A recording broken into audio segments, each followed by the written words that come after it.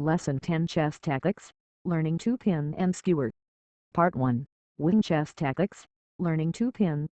Concepts, what is a pin and which pieces can make the pin? The difference between an absolute and relative pin. How to win the pin piece. Introducing the pin, what is a pin, who can make the pin, and why are pins good? The c6 knight is pinned to the king, and the g3, bishop to the queen. When a piece cannot move because it is in the way or blocking a more valuable teammate from being captured by an enemy piece, that piece is pinned. The piece that is applying this pin is known as the pinning piece. Pins are a tactical motif that occurs solely on the straight lines of the chessboard, meaning the racks, files and diagonals. Because pins can only occur on the straight lines of the board, only three types of pieces can make the pin: the queen, rooks and bishops. Compare this to a double attack that can technically be carried out by any one of the chessmen. The bishop and rook are both pinning pieces in this position, with two different types of pins taking place. The two kinds of pins, absolute and relative. What's the difference? The relative pin, like the g3, bishop, can be broken, but only for good reason. The first type of pin taking place is by the b5 bishop, to the c6 knight, to the king on e8 is an absolute pin. Absolute pins occur only when a piece is being pinned to the king. It would be absolutely illegal for the knight to move, which makes an absolute pin the strongest kind of pin to have. The second type of pin from our first diagram is known as a relative pin. The bishop on g3 is pinned because it would never consider moving if it meant the queen on g8 would be captured. However, we have added the white king on c1 here to display that if the g3 bishop was able to move for something more important than the queen on g8, in this case, a check to the king, then the bishop could move. Copyright Chesskit.com, page 1 of 9. Lesson 10. Ganging up on the pinned piece. Absolute, the key to winning pin pieces.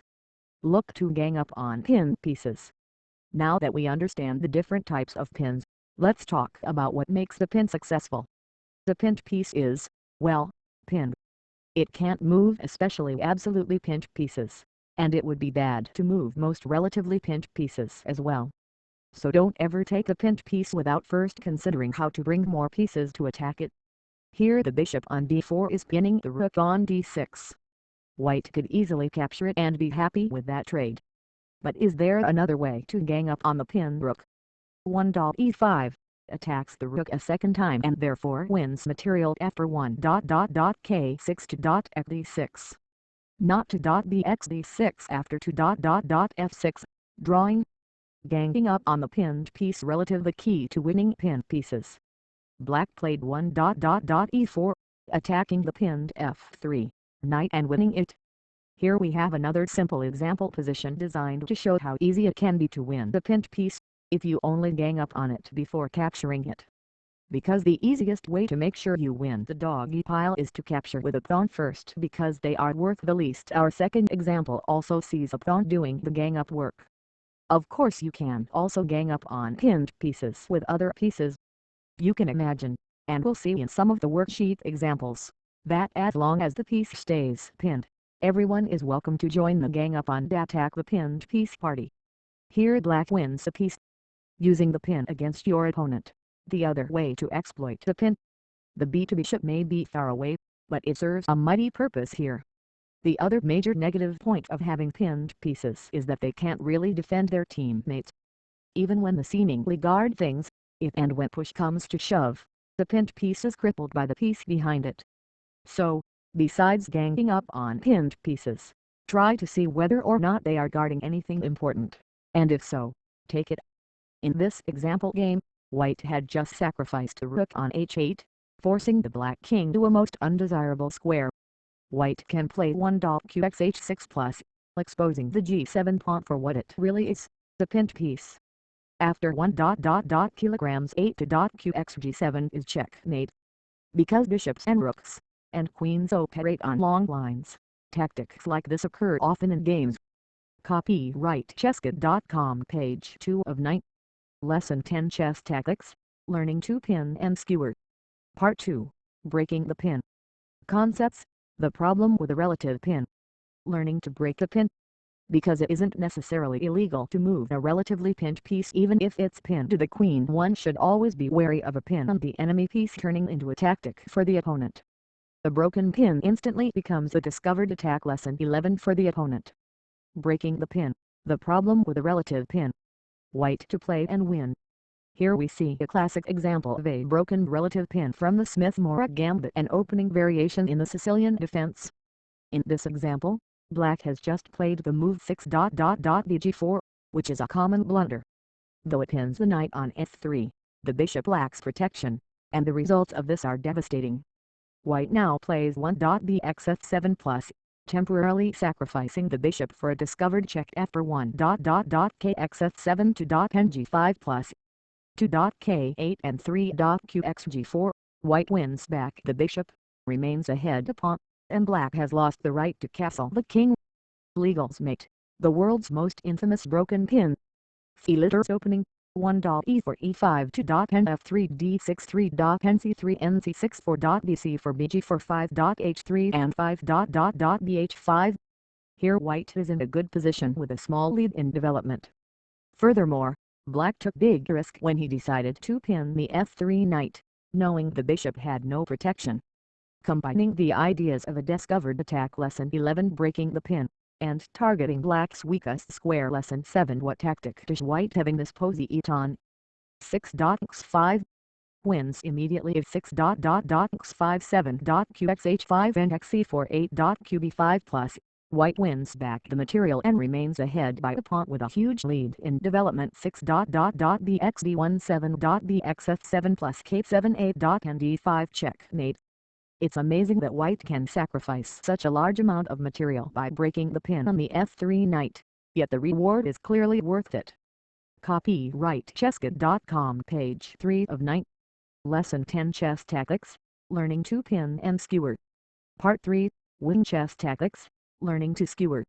Concepts. What is a skewer? Skewering is the opposite of pinning. Introducing the anti-pin skewer.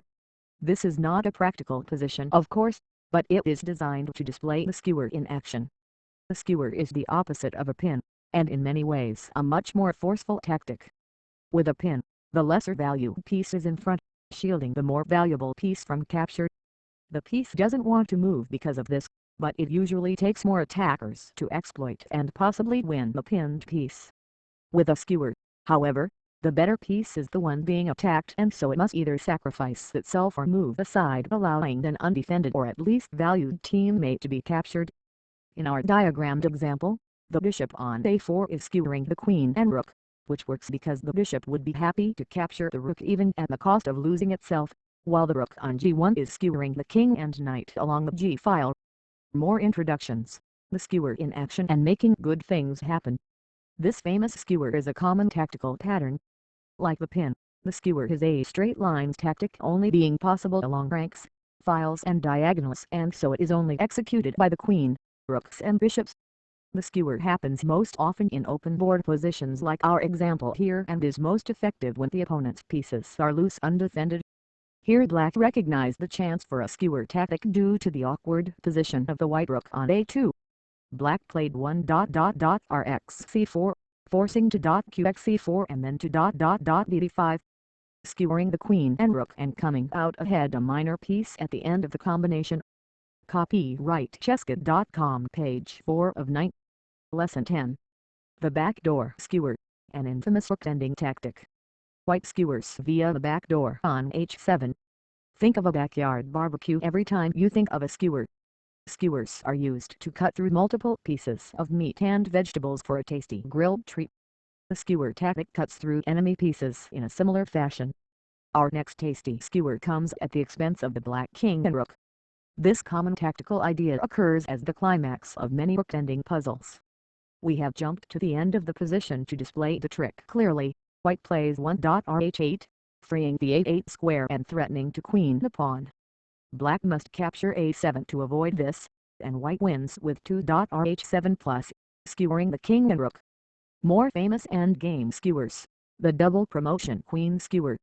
Whenever the king is lined up on the same file or diagonal as your passed pawn, watch out. Though the full combination is slightly more complex, you may recognize this tactic from the movie Searching for Bobby Fischer. The end result of this puzzle is right up our alley.